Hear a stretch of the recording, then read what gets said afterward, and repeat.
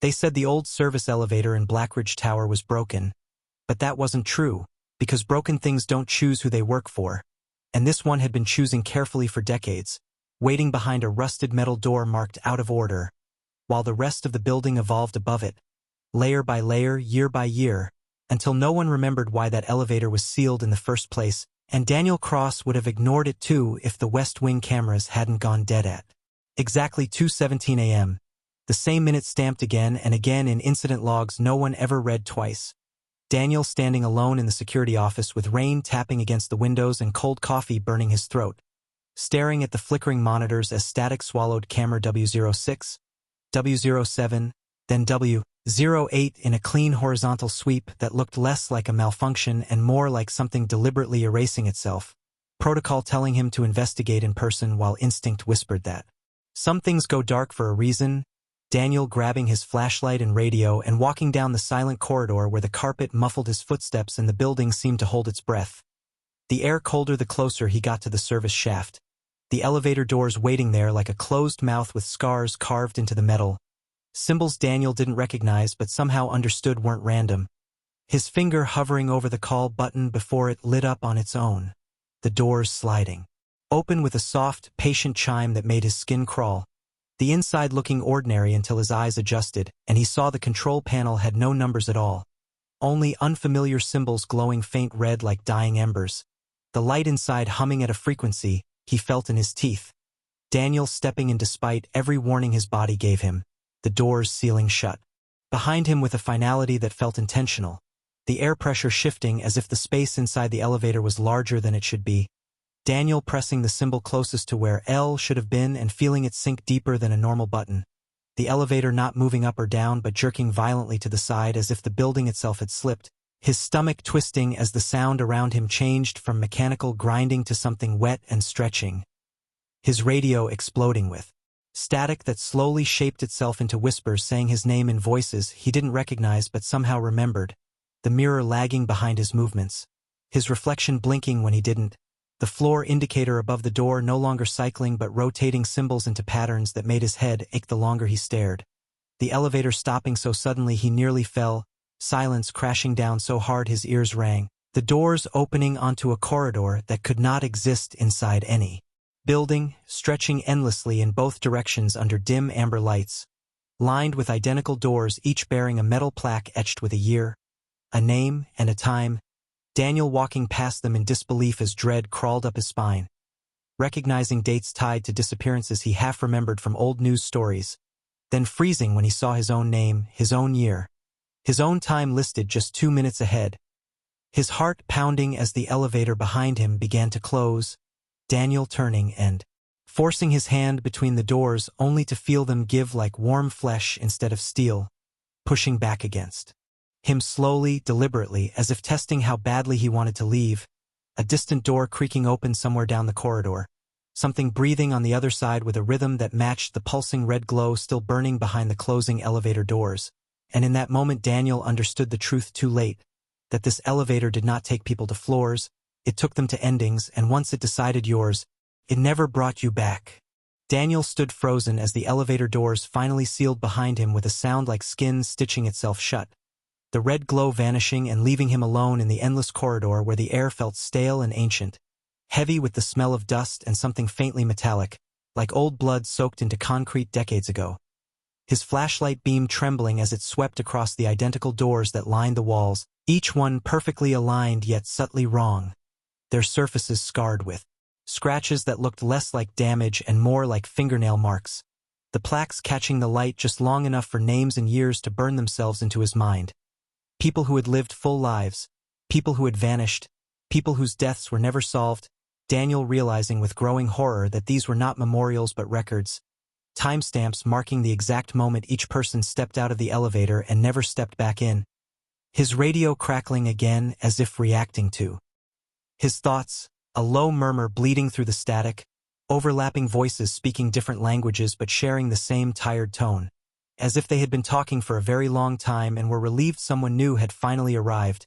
Daniel backing away until his shoulders brushed a door labeled 2003, Richard Holloway, 158. The metal warm beneath his palm, pulsing faintly like something alive, the handle turning on its own and the door opening just a crack, enough for him to see a small office frozen in time, outdated computers humming softly. A man sitting at a desk staring at a screen filled with scrolling symbols identical to the ones from the elevator panel. His eyes wide and unblinking, lips moving soundlessly as if stuck repeating the same warning forever.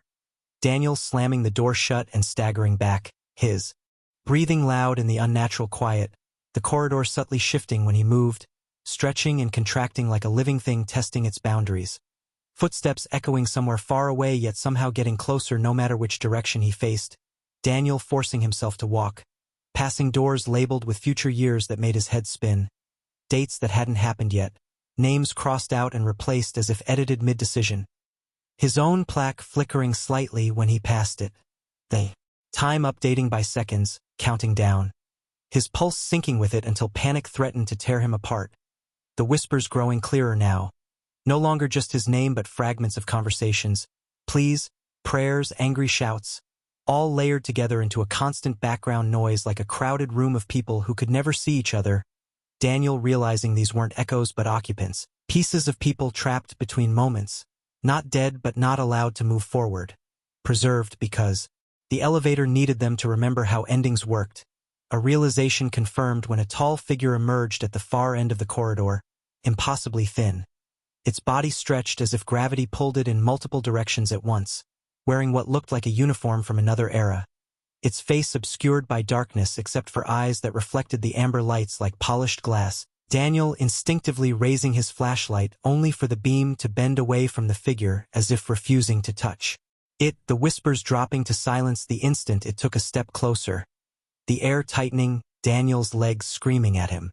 Run while his mind locked up, the figure stopping a few feet away and speaking in a voice that sounded layered, many throats sharing the same sentence, telling him calmly that Blackridge Tower was never meant to hold offices, that it had been built around a junction, a thin place where directions lost meaning, that the elevator was installed not to move people but to sort them, to divert those who noticed too much, stayed too late, asked the wrong questions.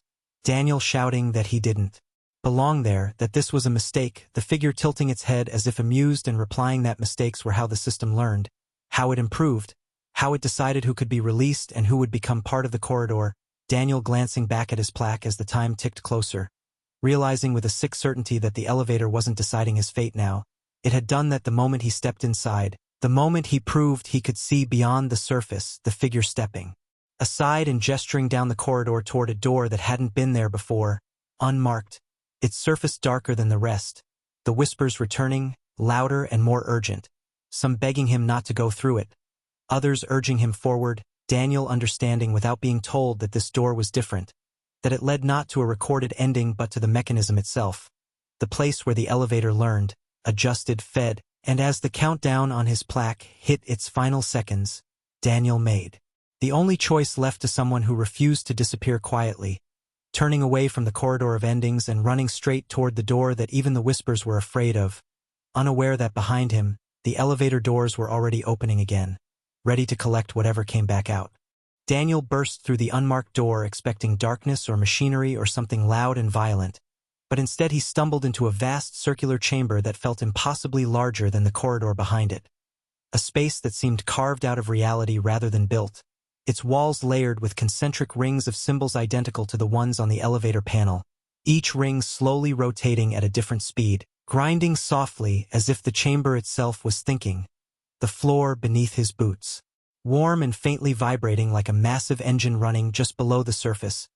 Daniel barely catching his balance as the door vanished behind him without a sound, sealing him inside as the whispers returned in a new form, no longer panicked or pleading but focused, almost instructional, voices overlapping into a steady murmur that guided his eyes toward the center of the room where a vertical shaft descended into darkness, not an elevator shaft but something older, rougher, its edges irregular as if it had been torn open, cables and rails running down into it like veins, and suspended above it was the service elevator itself, doors open, empty, hanging in midair without support. Daniel realizing with a cold certainty that this was where the elevator went when it wasn't pretending to be part of the building. This was its true resting place, the junction the thin figure had spoken about, Daniel stepping closer and seeing images ripple across the rotating symbols. Not projections but memories being replayed. Construction workers in the 1920s breaking into something they didn't understand beneath the foundation of Blackridge Tower. Government officials arriving quietly afterward, sealing reports, rerouting blueprints, deciding not to destroy what they'd found but to contain it, to use it, the elevator installed as an interface, a way to manage the anomaly by feeding it human experiences, human endings, teaching it how time worked by sacrificing people who wouldn't be missed. Daniel's stomach twisting as he understood the whispers were not random victims but data. Consciousness stretched thin and recycled to refine the system. The elevator learning patterns, predicting outcomes, selecting individuals whose lives intersected with moments of instability. Daniel hearing his own memories bleed into the chamber now. His divorce, his military service, the nights he stayed late because going home felt worse, realizing the system had flagged him long before tonight, that the camera outage was not a malfunction but a summons, the rotating symbols speeding up as if reacting to his presence, the whispers sharpening into words again, telling him that the system was degrading, that the future doors had started appearing too early, that outcomes were bleeding backward, causing instability that could no longer be corrected quietly. Daniel backing away as the suspended elevator lurched slightly, its doors twitching, the chamber lighting dimming as if power was being diverted elsewhere. The thin figure from the corridor emerging from the shadows along the wall, now clearly visible as something assembled rather than born, its body stitched together from fragments of uniforms. Across decades, its face a blurred composite of countless expressions. Daniel demanding to know what it wanted from him.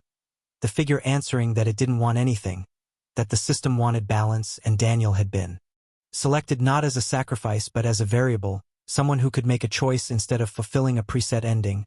The figure explaining that if Daniel entered the shaft, merged with the mechanism, the elevator would stabilize at the cost of his individuality. His consciousness spread across the corridor like the others, but if he refused, if he damaged the chamber, the elevator would lose its ability to sort discreetly and would begin surfacing everywhere, not just in Blackridge Tower, elevators skipping floors, doors opening onto impossible places, endings leaking into the ordinary world. Daniel realizing the horror of the choice wasn't his own death but the scale of what would follow. The whispers splitting again, some begging him to stop it, others warning him not to, the future doors flickering violently in the corridor beyond the sealed chamber. Daniel staring into the dark shaft and seeing movement far below, shapes climbing upward as if sensing the instability, and in that moment understanding that the system was already failing, that his choice might not be enough to contain what had been learning from humanity for nearly a century. The chamber shaking as alarms echoed from somewhere far above in the real building. Daniel clenching his fists and stepping toward the shaft, not knowing whether he was about to become the elevator's final correction or the reason it would finally break free. Daniel stood at the edge of the shaft as the chamber trembled harder, the rotating rings scraping faster until sparks of red light bled into the air like embers, the whispers rising into a fractured chorus that felt less like voices and more like pressure inside his skull. Memories not his own flooding through him in sharp flashes of people stepping into elevators late at night, tired, distracted, already half lost, their final thoughts imprinting themselves onto the system as it learned what fear felt like, what regret tasted like, how endings curved instead of stopping cleanly. Daniel realizing the elevator was never evil in the way people imagined but curious, trained on human consequence the way a blade is trained on a whetstone. The thin, stitched figure watching him without judgment as alarms from the real building echoed faintly through the shaft, the world above beginning to notice something was wrong, Daniel knowing the choice had already narrowed because the shapes climbing up from below were no longer abstract shadows but distorted reflections of the corridor itself. Doors embedded in flesh, plaques fused into bone, failed endings trying to return to sequence, Daniel shouting that there had to be another way. The figure replying calmly that there had been many ways once but the system had optimized them out, that Daniel's value lay in the fact he hesitated, that hesitation creating noise the system could not easily predict. Daniel stepping back just as the suspended elevator slammed violently against its invisible restraints, its doors flying open and shut in rapid spasms as if tasting freedom, the future doors flickering fully into existence now, bleeding into the chamber walls, dates updating in real time, names multiplying, Daniel seeing Blackridge Tower replicated again and again across those doors, across cities, across countries, the realization hitting him that containment was already breaking, that even if he merged with the mechanism it would only slow what had learned too much for too long, Daniel making his decision not as a hero or a sacrifice but as a man who refused to let something else decide how humanity ended its stories, ripping a loose cable from the wall and driving it into the rotating ring as the figure shouted for the first time, the chamber screaming as cymbals shattered into incoherent light, the shaft roaring as gravity reversed in violent pulses. Daniel thrown forward as the elevator dropped free, smashing into the darkness below and dragging the mechanism with it. The whispers cutting off mid-sentence as if thousands of mouths were sealed at once. Silence crashing down so suddenly it felt like pressure release. Daniel lying on the warm floor as the chamber collapsed inward. Walls folding into themselves. Symbols dissolving like ash. The unmarked door tearing back into existence behind him just as the space imploded. Daniel crawling through it and tumbling onto the familiar concrete floor of Blackridge Tower service corridor as the door vanished forever. Alarms blaring now for real, footsteps approaching, Daniel staring at the elevator doors in front of him as they settled into stillness, the control panel once again showing ordinary numbers. Maintenance lights flickering on as if nothing had ever been wrong. Days later investigators calling it a power surge, structural anomaly, isolated incident, Daniel quitting his job without explanation, leaving the city, trying to sleep at night while elevators everywhere began making the news, skipping floors, opening onto empty shafts, basements that didn't exist, passengers stepping out and returning shaken, changed, some not returning at all. Daniel understanding from the pattern that the system hadn't died, it had fragmented, no longer centralized, no longer careful, and years later, standing in a small-town hospital as an elevator dinged softly behind him and the doors opened onto a corridor he recognized instantly, amber-lit and endless, Daniel finally accepting the truth that he hadn't destroyed the elevator at all. He had taught it one last lesson, that endings could resist, that choice created instability, and now wherever elevators stood, it was searching again, not for floors, but for someone else who might hesitate just long enough to matter.